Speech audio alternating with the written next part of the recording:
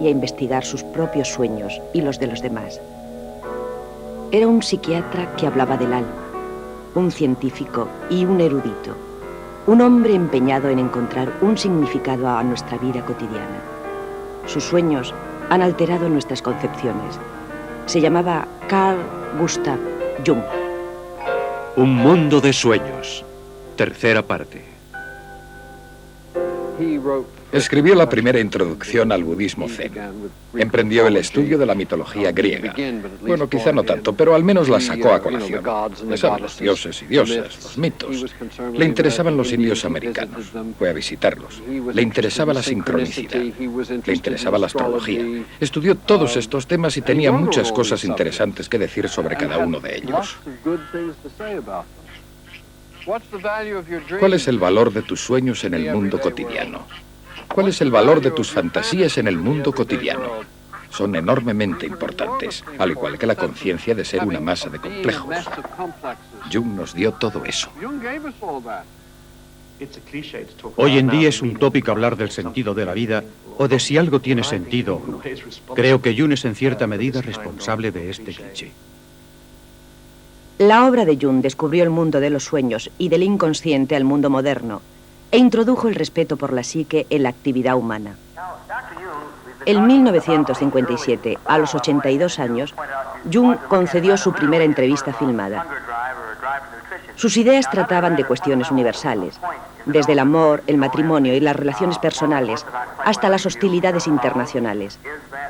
Es característico que Jung expresara sus ideas políticas en términos de la psique.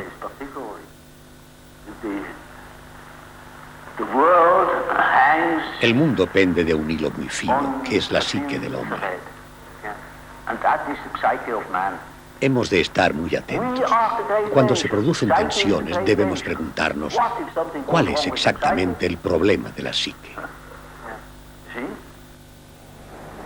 La influencia de las ideas de Jung ha ido aumentando desde su muerte en 1961. En todo el mundo su labor se ha difundido con el estudio psicológico de la guerra y de los traumas de la guerra. La arquitectura, el alcoholismo, la drogadicción, la bolsa, el envejecimiento, la senilidad y la muerte. Incluso del cine y sus estrellas. En muchos países, especialmente en los Estados Unidos, los psiquiatras junguianos están abordando nuevos temas.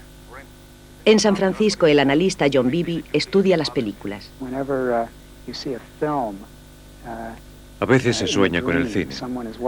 Alguien ve una película o va al cine. Es una imagen onírica bastante frecuente. En mi opinión, significa que contemplamos una situación que ha sido estudiada concienzudamente, que se ha cortado y montado, por así decirlo, que se ha analizado y presentado.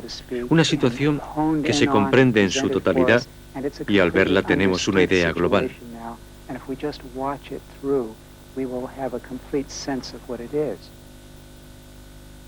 En una recopilación de una serie de sus seminarios sobre los sueños, el propio Jung hablaba de la vitalidad psicológica del cine.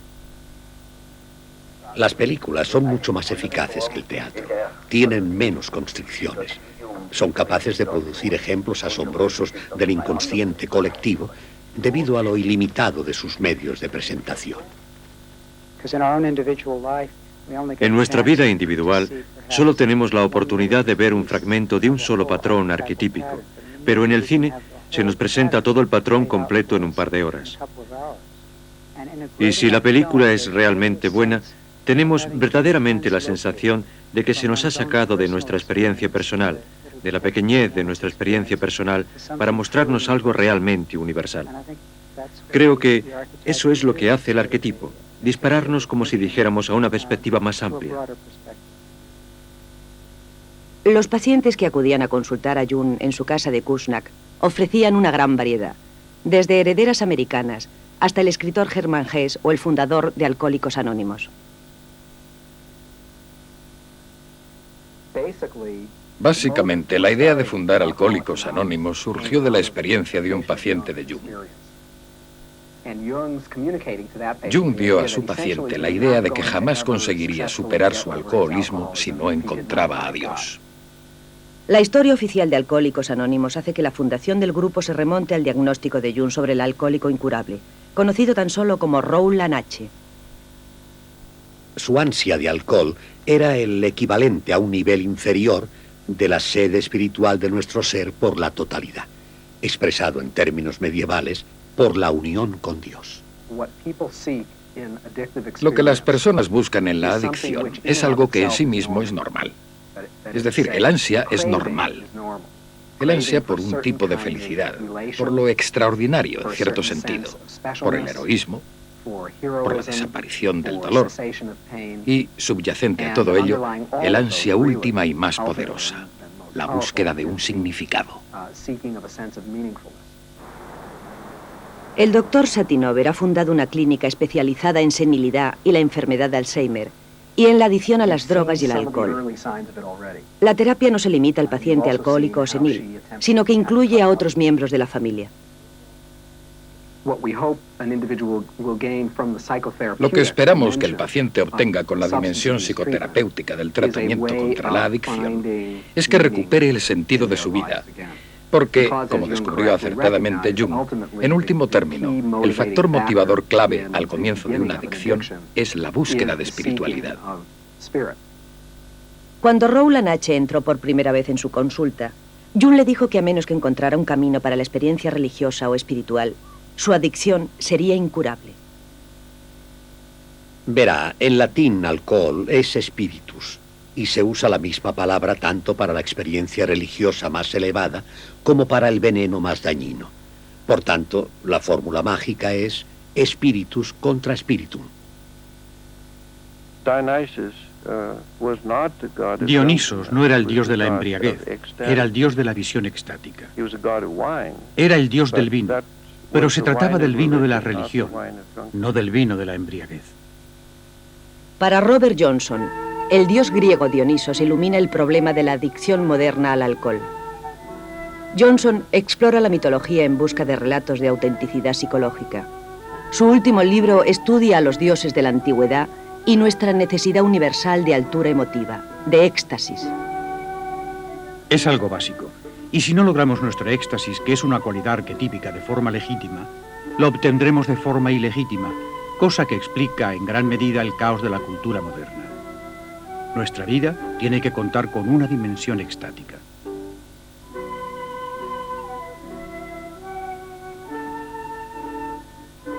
En todas las culturas antiguas, las cumbres de las montañas y el cielo han sido señalados como el lugar de los dioses. Moisés recibió los 10 mandamientos de su Dios en la cima de una montaña. Los dioses griegos vivían en el Olimpo. Los indios pueblo vivían cerca de su gran padre el Sol, en la meseta de Nuevo México, a 2000 metros de altura. La metáfora de la altura se aplicaba a un estado mental. Es universal. Y cuando una persona busca la sensación de ingravidez por medio de drogas, la implicación es que no se sienten elevados habitualmente. Pero la época moderna ha conquistado todas las alturas e incluso invadido el cielo. Jung se desesperaba.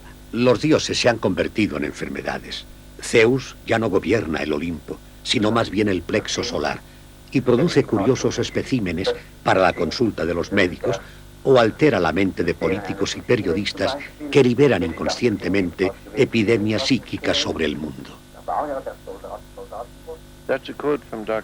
Eso era Dios para el doctor. Él decía, cuando desmantelamos el Olimpo, convertimos a los dioses en síntomas. Y repito lo que había dicho hace un momento. Si no logramos obtener legítimamente un rasgo arquetípico, acabará saliendo a relucir bajo una forma sintomática incontrolable.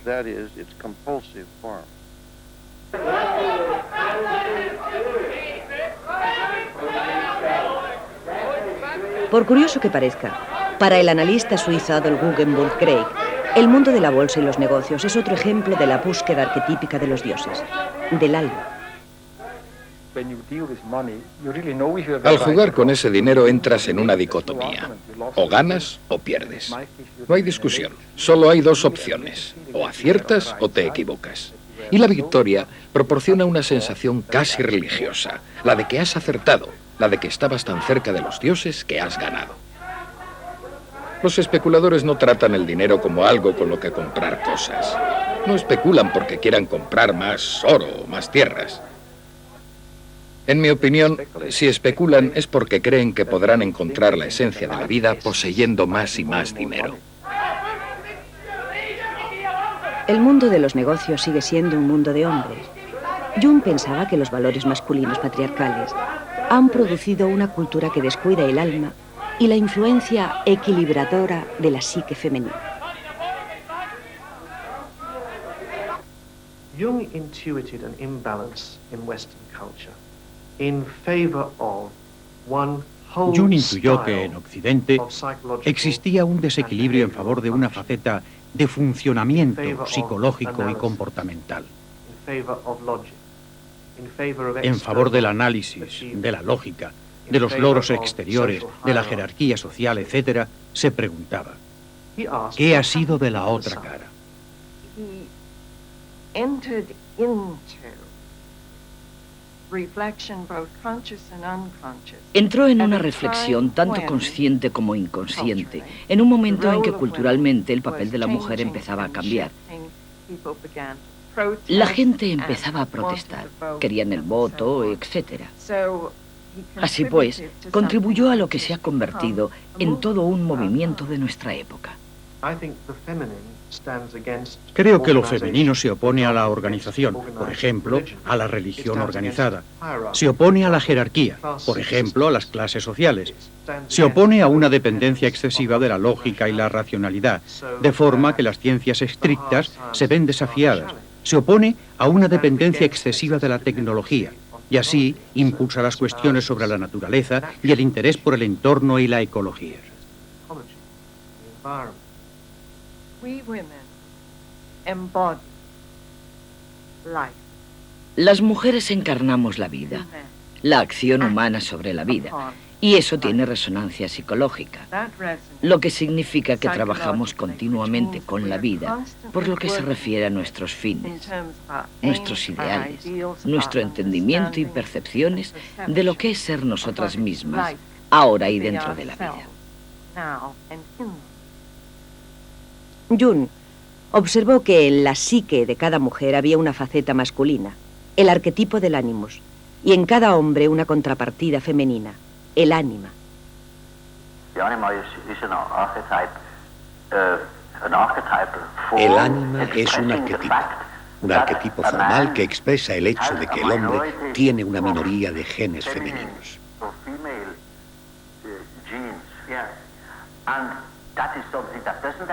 Es algo que no desaparece. Es algo que siempre está presente en él y funciona como una mujer en el interior del hombre. Lo mismo ocurre con el animus. Es una imagen masculina presente en la mente de la mujer, que en ocasiones es muy consciente y en otras no lo es tanto, pero que vuelve a la vida en el momento en que una mujer conoce a un hombre que dice lo que debe. Y ella sabe que lo que él le dice es verdad y que él es el hombre adecuado, sea quien sea. La cuestión es que el ego de la mujer tiene que estar a cargo del animus. Esa no es una idea que cuente con una aceptación general, debido a la vieja concepción de que tú te apoyas en un hombre y es él quien hace interesante tu vida, de forma que tú pierdes todas tus ideas, tu capacidad innovadora, tu creatividad.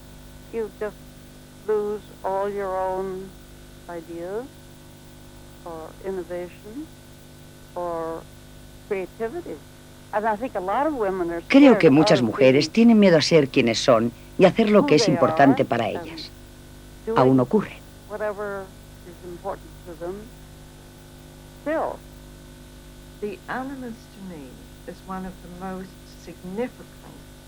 Para mí el animus es uno de los conceptos más significativos surgidos en la psicología junguiana.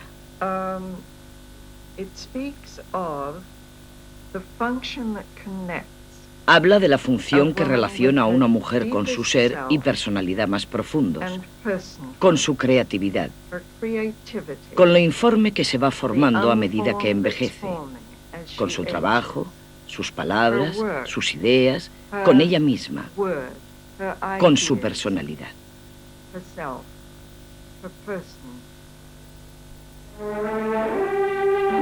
Encadenados.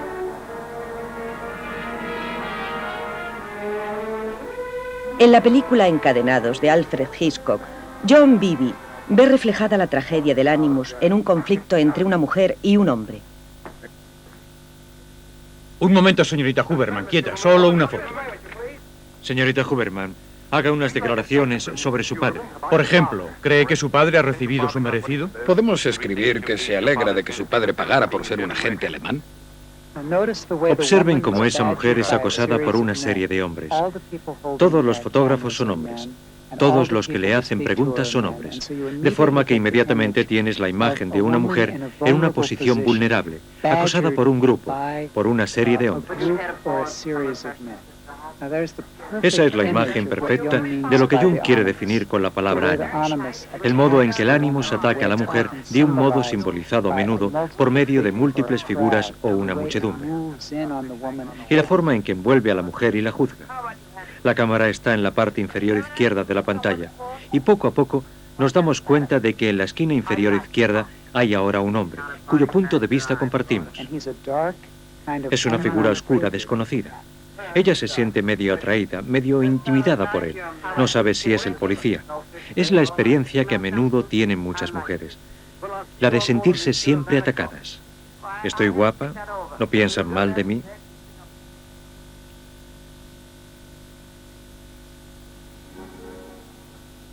La cámara se mueve y por fin él se convierte en un personaje por derecho propio. Es nada menos que Cary Grant. Queda una copa para Pete. Es una pena lo del hielo. Así pues, lo más crítico hacia la mujer, lo que más le ataca es al mismo tiempo lo más excitante en sentido erótico. Y lo más interesante, lo más estimulante. Precisamente ahí tenemos el problema del Animus. El arquetipo es una fuerza por derecho propio. Tiene autonomía. De pronto se apodera de ti, te domina. Por ejemplo, el amor a primera vista. Ese es un buen ejemplo.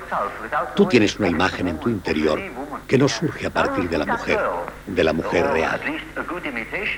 Entonces ves a esa chica soñada, o por lo menos una buena imitación de ese tipo de mujer, e inmediatamente te sientes poseído, te enamoras. Después quizá descubras que fue un error terrible.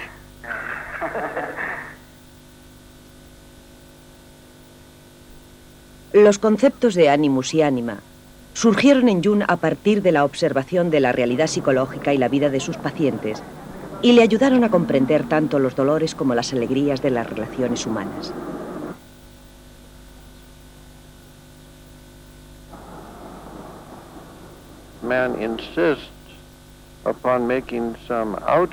El hombre se empeña en hacer que una figura exterior, generalmente una mujer de carne y hueso, se encargue de su ánima por él. Es decir, hace que el mundo exterior sea una mediación entre él y su ánima, en lugar de servirse de ella en su interior, que es su lugar natural. Esto produce más dolor, más inquietud y más sufrimiento que ninguna otra causa singular que yo conozco. El hombre es perfectamente capaz de comprender que esa mujer de su elección, como suele decirse, no es ninguna elección en absoluto, que ha sido atrapado. Se da cuenta de que no es buena, de que estar con ella es desastroso. Y me lo dice, y me pide, por el amor de Dios, doctor, ayúdeme a librarme de esa mujer. Él no puede. Es como si estuviera prisionero. Y ese es el arquetipo. Ese es el arquetipo del ánima. Esa contribución de Jung, la dicotomía Animus-ánima, no solo es inmensamente útil para comprender las dificultades de las relaciones humanas, alegrías y riquezas de esas relaciones, sino que es algo, como todas las ideas realmente acertadas, que la gente normal hace de verdad. Esa es la mejor piedra de toque de cualquier teoría psicológica. Si realmente resulta una descripción de lo que ocurre, es una buena teoría. James Hillman fue director de estudios del Instituto Jungiano de Zúrich. Después de 25 años en Suiza, volvió a los Estados Unidos, a Dallas, en Texas. El sonido que tiene el estilo de tu fin de semana, en el 106.1 de tu dial.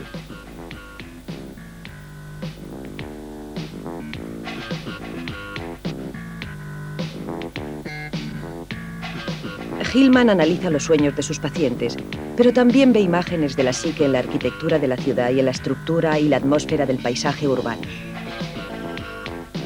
La ciudad moderna no está construida para la gente, sino para los negocios. Tú llegas del extrarradio, metes tu coche en un aparcamiento subterráneo y no necesitas salir a la calle. Llamas al ascensor y ya está. Andas por los pasillos, puedes estar en cualquier edificio de oficinas.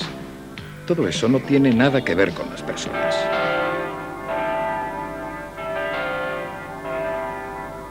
Lo que ocurre con Dallas, lo que ocurre con la psique en todo el mundo, es que cada lugar tiene una psique propia, y esa psique habla por medio de lo que se muestra. ¿Qué vemos en ese edificio? ¿Cómo se nos muestra ese edificio? Veamos, no hay necesidad de puertas de entrada al nivel de la calle. Está todo recubierto de paneles. ¿Qué significa que un edificio sea liso, desnudo, longilíneo, que se eleve al cielo y esté abierto a un atrio interior? Es un edificio anoréxico. ¿Qué nos dicen las gafas de espejo? Evidentemente, con ellas no puedes ver el alma de una persona ni sus ojos. Envían un mensaje paranoico. Yo te veo a ti, pero tú no me ves a mí. En edificios distintos se sienten cosas distintas, pero no es solo eso. Es también la forma en que se organiza el espacio. La luz cae directamente sobre ti, sin dejar sombra. Las ventanas no se pueden abrir. Estás en una pequeña nevera. Claro que tiene que haber enfermedades dentro de las oficinas y crisis psicológicas que no puedes alejar simplemente yendo al psiquiatra una vez a la semana.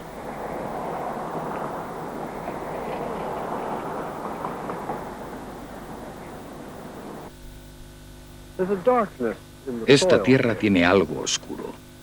Se nota el recuerdo de los indios muertos, de las brujas muertas, de los puritanos muertos. Caminamos sobre los muertos y ellos le dan al suelo, a la psique del suelo, más alma.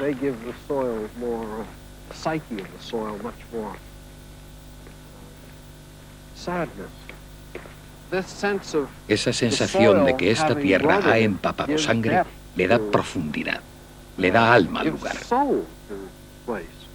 La atmósfera está en el paisaje, no solo en tus ojos, sino también en el paisaje. Luego cada lugar tiene un alma, y parte de ella consiste en la historia de ese paisaje.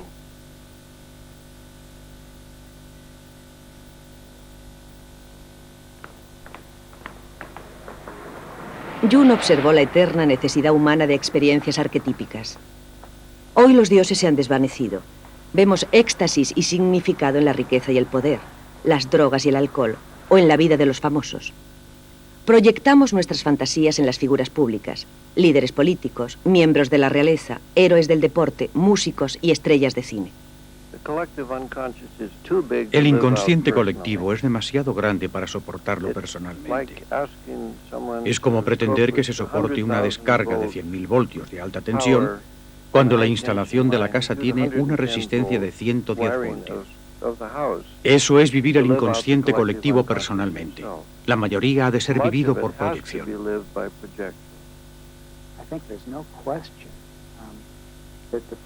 Creo que es indudable que la persona en cuestión puede acabar muy desconcertada por la imagen arquetípica que se proyecta, y eso es desconcertante tanto para el público como para el personaje. El ejemplo más famoso es Marilyn Monroe. Aparentemente, en un sueño que le contó a alguien, y que ese alguien escribió, estaba desnuda de pie en una iglesia y entraba todo tipo de gente para adorarla.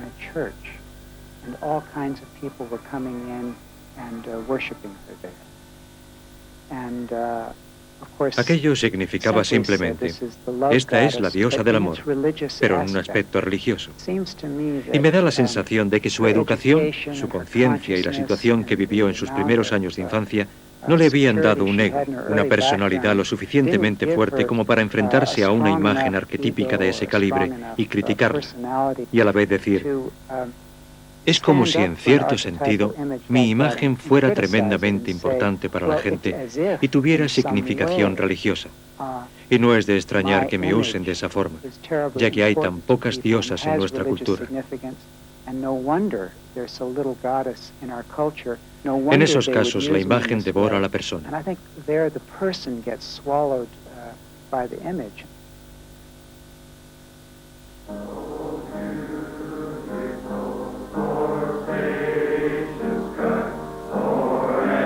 Estos hombres son veteranos de la guerra del Vietnam. Para los psicólogos junguianos y para el propio Jung, la experiencia de la guerra es tan psicológica como el hecho de enamorarse.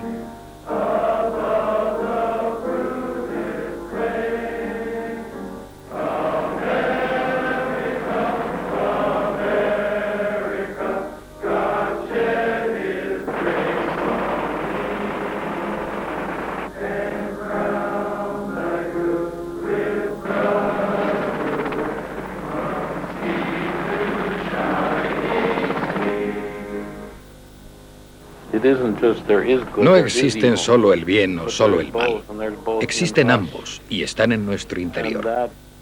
Y ese vínculo con las sombras, con nuestra faceta oscura, es algo que solo entendí después de estudiar y trabajar según el enfoque junguiano.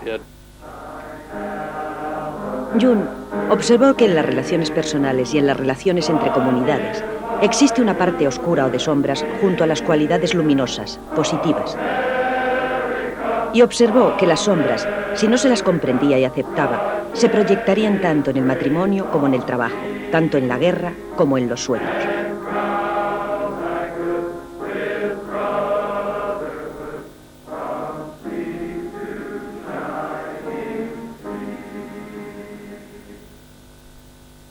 Las decenas de miles de jóvenes americanos que fueron reclutados para la guerra del Vietnam no lograron la victoria. Las heridas psicológicas que sufrieron no han curado todavía. La experiencia de la guerra del Vietnam no es distinta de la experiencia de cualquier otra guerra. No la llamábamos guerra, sino conflicto. Fue como una intervención policial. Nos enfrentábamos a un enemigo que era, por así decir, un cuerpo extraño. Queríamos exterminarlo. Aquello tuvo como consecuencia el que pudiéramos negar la existencia de esos hombres que fueron tan heroicos como cualquier soldado en cualquier guerra y proyectar nuestra sombra. Les llamamos perdedores, drogadictos, asesinos de niños, todo lo que despreciábamos. Harry Wilmar trabaja con veteranos del Vietnam en Texas. Aunque han transcurrido 20 años, muchos veteranos siguen cargando con el peso de la derrota militar y la culpabilidad de los horrores de la guerra. Soportan la imagen de la derrota, de la destrucción, de la oscuridad, de la violencia, incluso del mal que se encuentra en todos nosotros.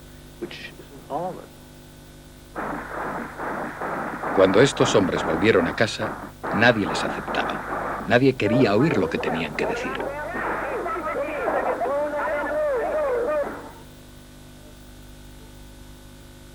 Muchos de los pacientes del Dr. Wilmer sufrían continuas pesadillas sobre sus experiencias en la guerra o sobre tremendas carnicerías o sufrimientos padecidos por otros. Para mí los sueños representan la única historia incontaminada que tenemos de la guerra. Es como si la estuviera presenciando en este mismo momento. Jung hablaba de la realidad de la psique. Esto era como si yo tuviera el privilegio, el doloroso privilegio, de estar presente en la guerra del Vietnam. Esta es la historia de uno de estos sueños. Es el sueño de Bill, que había perdido una pierna al explotarle una mina enterrada. Soñó lo mismo varias veces a la semana durante varios años. Nadie le escuchó. El sueño es, estaban en una misión de castigo. Pasaban por un poblado amigo. Había un bebé llorando en un chamizo, una choza nativa. No había nadie más. Y cuando Bill entró y vio al niño, el capitán le gritó desde fuera: ¡No lo cojas, no lo cojas! Pero él no le oyó. Fue hasta donde estaba el bebé, lo cogió y el bebé explotó.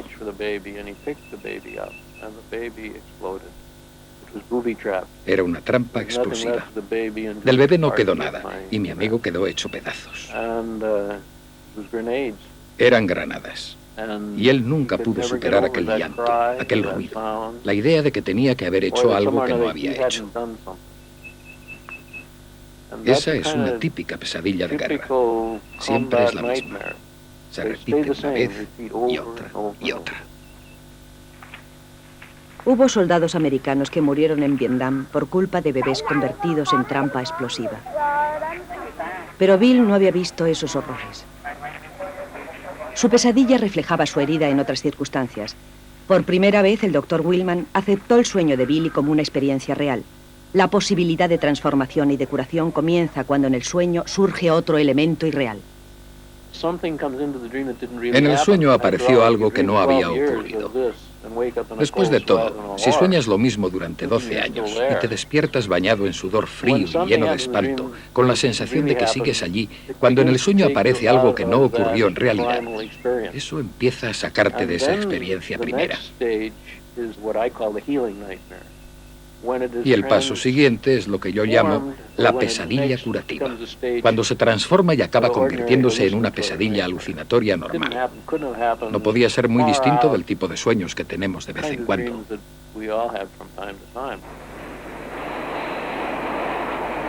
La pesadilla curativa permite que la psique pase de los horrores de la guerra a los procesos normales del subconsciente.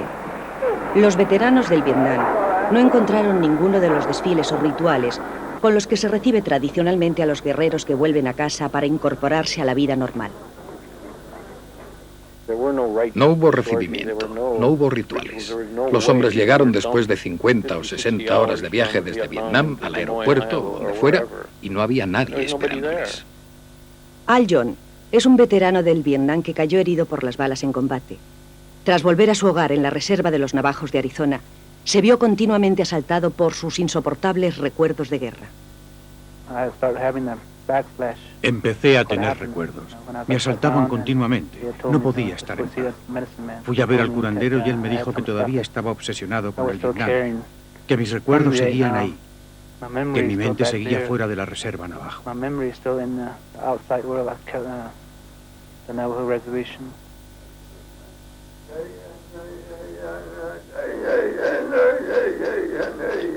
Los curanderos navajo llevan a cabo rituales mágicos para curar enfermedades psíquicas o psicológicas y para enfatizar momentos cruciales de la vida de los miembros de su tribu.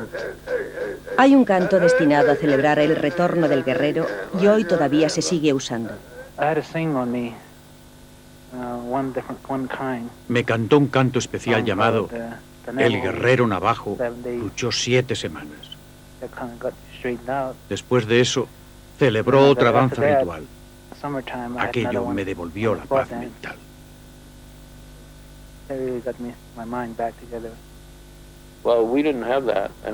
Nosotros no tenemos eso y lo necesitamos.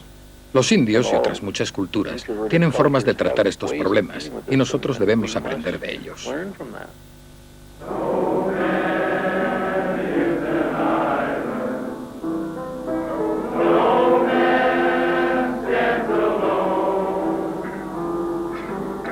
Luego se erigió el Memorial de Washington, esa lápida de mármol de 130 metros de largo. Aquello tuvo un efecto enorme. Fue el principio del dolor de América, del reconocimiento de América. Lo mirabas y veías tu rostro reflejado en el mármol oscuro detrás de los nombres.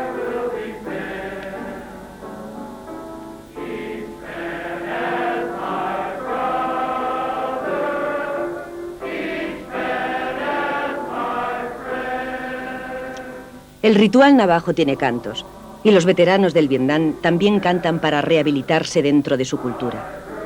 Ellos se vieron obligados a cargar con la sombra de la intervención militar norteamericana en Vietnam, con la derrota y con las atrocidades cometidas durante la guerra. y las sombras solo se pueden disipar cuando se las comprende. Ahora se celebran rituales de este tipo en los hospitales, en los grupos, en las terapias de todo tipo. Se han creado grupos de apoyo mutuo. Es el mejor sistema. Tienes que tocar a otras personas, no solo a otros veteranos, sino a sus familias, a sus hijos, al mundo. Los hombres se convirtieron en la guerra. Y eso es algo muy destructivo, porque nosotros somos esos hombres.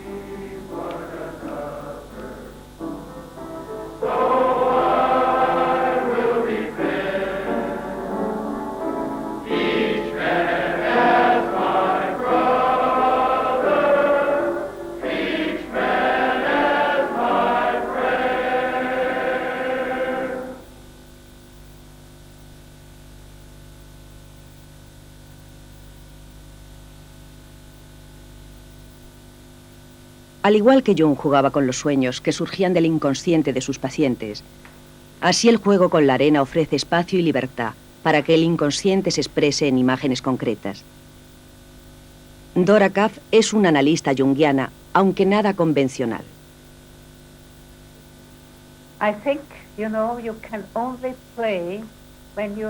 Creo que solo puedes jugar cuando eres totalmente libre. Tienes que ser totalmente libre por dentro. Lo que dijo Jung de que la psique tiene tendencia a curar se muestra realmente en los cuadros de arena, porque esta tendencia a curar consigue tomar el mando en cierto sentido si se le da este espacio libre y protector.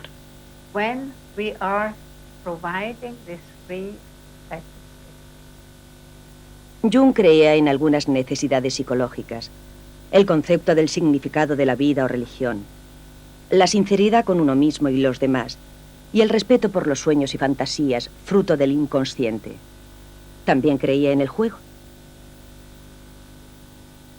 Todo individuo que sea creativo en cualquier aspecto debe lo más grande de su vida a la fantasía. El principio dinámico de la fantasía es el juego, también característico del niño, y como tal, resulta contradictorio con el concepto de trabajo serio. Es insensato tratar a la fantasía, debido a su naturaleza arriesgada o imprevisible, como algo de poco valor.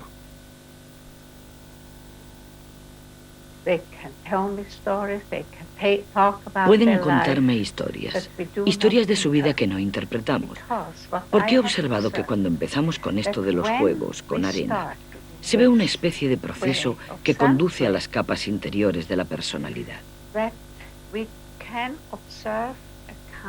Y cada vez que se toca el nivel más profundo, el paciente te muestra lo que surge de dentro y el terapeuta lo ve desde fuera y comprende lo que le quieren decir por medio del lenguaje simbólico.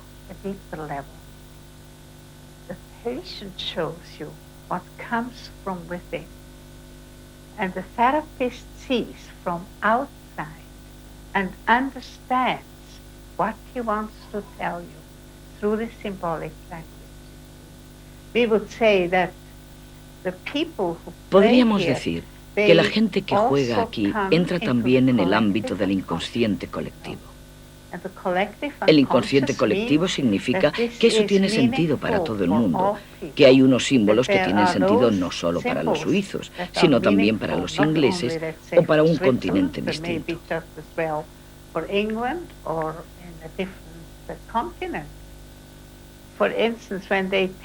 Por ejemplo, cuando toman símbolos orientales del lejano oriente, creo que se acercan a lo más profundo del inconsciente.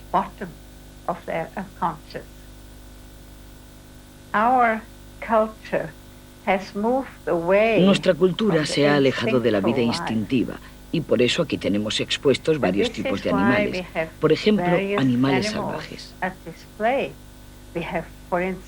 Y eso para el paciente puede indicar que no ha estado en contacto con su instinto.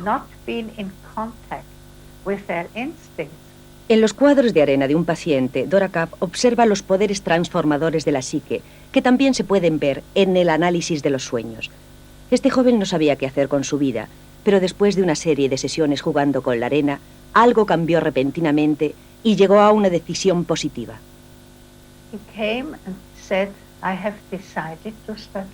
Entró y dijo: he decidido estudiar medicina.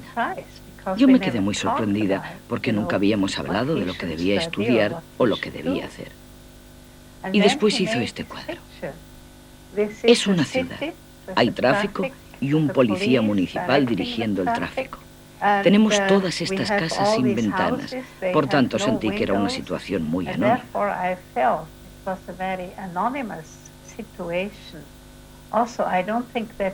Tampoco pienso que estas personas presten ninguna atención a los que se encuentran por la calle. Luego está el cemento del suelo, y rompiendo ese cemento surge una hermosa flor.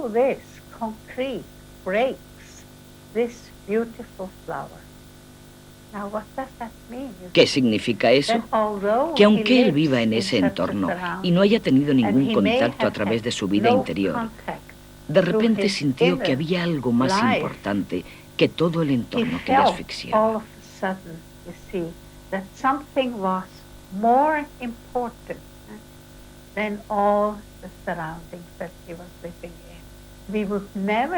Nunca habríamos imaginado que una rosa blanca podía surgir rompiendo el cemento.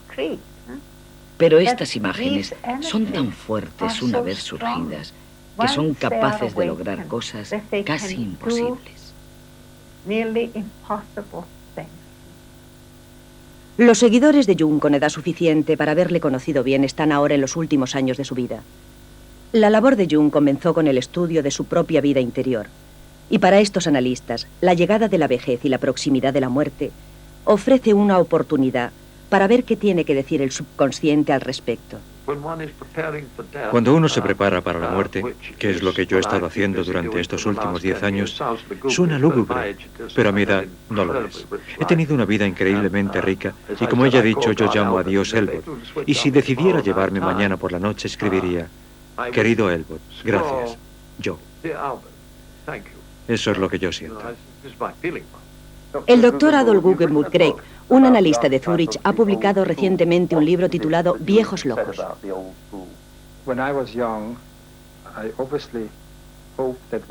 Cuando era joven esperaba comprender algún día lo que pasaba en el mundo. Sentía una gran admiración por los ancianos porque pensaba que sabían de qué hablaban.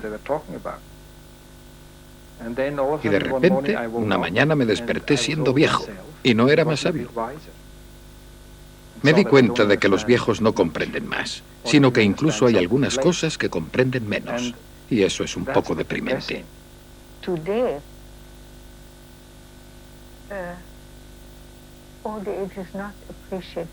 Hoy no se aprecia demasiado la vejez.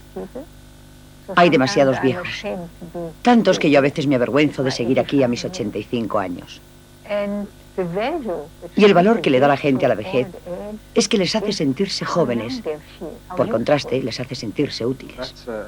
Se somete a estos pobres ancianos a una tensión tremenda. No solo tienen que parecer más jóvenes, sino que tienen que ser más expertos, más inteligentes, etc.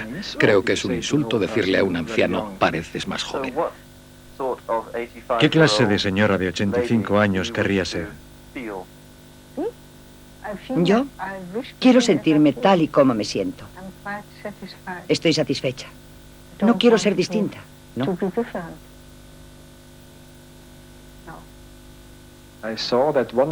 Me he dado cuenta de que una de las ventajas, una de las posibilidades de la ancianidad, que por otra parte también se ha reflejado en imágenes, es que cuando eres viejo, ya no tienes que preocuparte tanto de las cosas.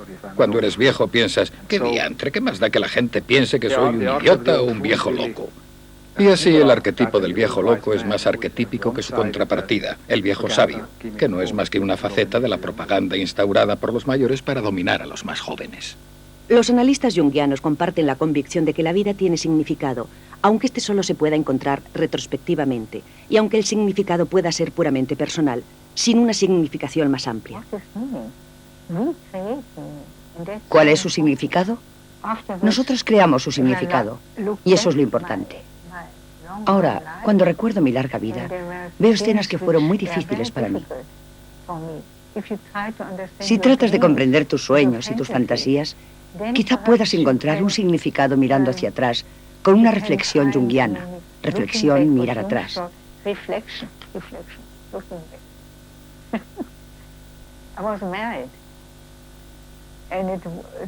Yo me casé cuando era muy joven.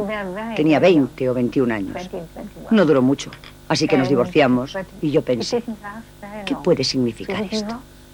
Es ridículo. Los estudiantes que se casan y se marchan de casa.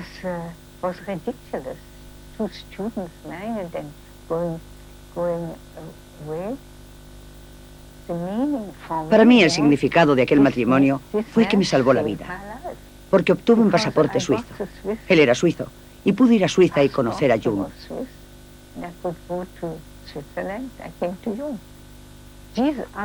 Esos son los datos que en el momento de producirse uno no comprende, pero que después se comprende. You see, I'm very old. And for a very, very long Mire, time, yo soy muy vieja y durante muchísimos años no me sentí vieja. and I thought Pensaba that que a los I could 85, and should 86 u 89 años uno podía seguir haciendo más o menos las mismas cosas que hacía a los 60 o 70 años. Entonces no presté atención a Jung, porque a veces me sorprendía mucho que Jung, a los 60 y muchos o a los 70, dijera que no hacía esto o lo otro, porque era demasiado viejo.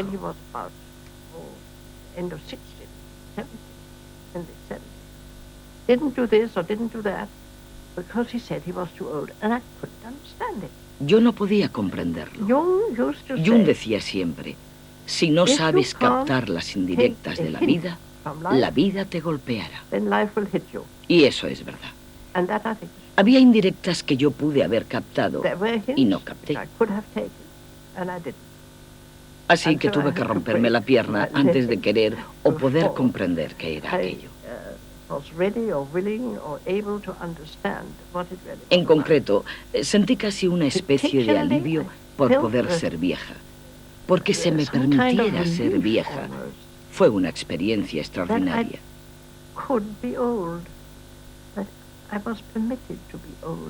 Y por medio de esa experiencia me di cuenta de lo sabio que era yo.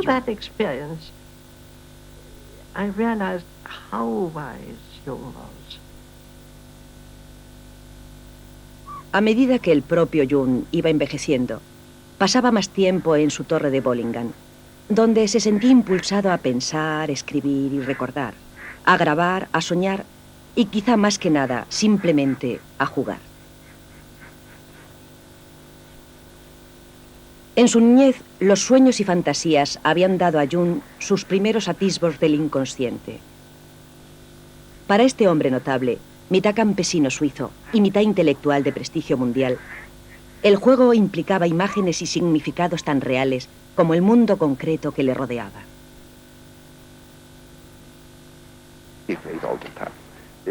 Jugaba todo el tiempo. Hacía lo que llamaba vías fluviales. La orilla baja del lago está saturada de agua y en cuanto haces un surco brota el agua. Él había hecho todo un sistema de canalillos que desembocaban en un canal principal y luego hacía desembocar en el lago.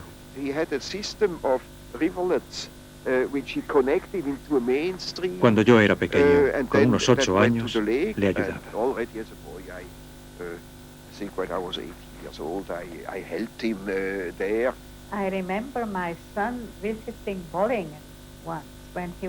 Recuerdo que de pequeño, mi hijo fue una vez a Bollingen porque era amigo de los nietos de Jung. Cuando volvió a casa me dijo, mamá, había un señor mayor y, ¿sabes? Hacía ríos pequeñitos en la tierra. Estaban jugando cerca del lago y tenía curiosidad por saber por qué hacía eso. Sabemos que toda idea valiosa, toda labor creativa, es fruto de la imaginación y tiene su origen en lo que se ha dado en llamar fantasía infantil. Sin ese juego con la fantasía no ha surgido aún ninguna labor creativa. La deuda que tenemos con los juegos de la imaginación es inconmensurable. No debemos olvidar que solo en la imaginación se encuentra la más alta dimensión del hombre.